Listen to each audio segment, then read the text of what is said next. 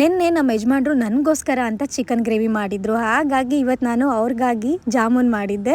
ನನ್ನ ಜಾಮೂನು ಶೇಪ್ ಅಂತೂ ಬಂದಿರಲಿಲ್ಲ. ಹಾಗಾಗಿ ತಿಂದ್ಬಿಟ್ಟು ಟೇಸ್ಟ್ ನೋಡಿ ನಿನ್ನ ಜಾಮೂನು ಬಾದುಷಾ ಥರ ಇದೆ ಅಂತ ಹೇಳಿದರು. ಇಷ್ಟೆಲ್ಲ ರೇಗಿಸಿದ್ಮೇಲೆ ನಾವು ಅವ್ರನ್ನ ಸುಮ್ಮನೆ ಬಿಡ್ತೀವಾ? ಹಾಗಾಗಿ ನಾನು ಅಂದೆ ನಡೀರಿ ಜಾಮೂನ್ ಚಾಲೆಂಜ್ ಮಾಡೋಣ ಅಂತ. ಅವ್ರು ಅಂದ್ಕೊಂಡ್ರು ಎಷ್ಟು ಜಾಮೂನ್ ತಿಂತೀವಿ ಅನ್ನೋ ಕಾಂಪಿಟೇಷನ್ ಇರುತ್ತೆ ಅಂತ. ಆದರೆ ನಾನಿಲ್ಲಿ ಟ್ವಿಸ್ಟ್ ಇಟ್ಟೆ, ರೈಸ್ ಜೊತೆ ಜಾಮೂನ್ ತಿನ್ನೋಣ ಅಂತ.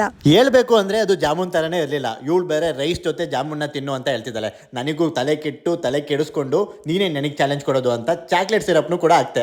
ಇವಾಗ ಕಲಸು ಮಜಾ ಇರುತ್ತೆ ಅಂತ ಹೇಳ್ದೆ. ಎಲ್ಲ ನೀಟಾಗಿ ಕಲಿಸಿದ್ಲು. ತಿನ್ಬೇಕಿದ್ರೆ ಆಹಾ ಸ್ವರ್ಗ. ಯಾರ್ಯಾರು ಜಾಮೂನ್ನ ಇಷ್ಟಪಡ್ತೀರಾ ಅವರು ಮರೆತ್ಕೊಬಿಡ್ತೀರಾ. ಸೊ ನನ್ನ ರಿಯಾಕ್ಷನ್ ನೋಡಿದ್ರೆ ನಿಮಗೆ ಗೊತ್ತಾಗುತ್ತೆ ಎಷ್ಟು ಅದ್ಭುತವಾಗಿತ್ತು ಅಂತ.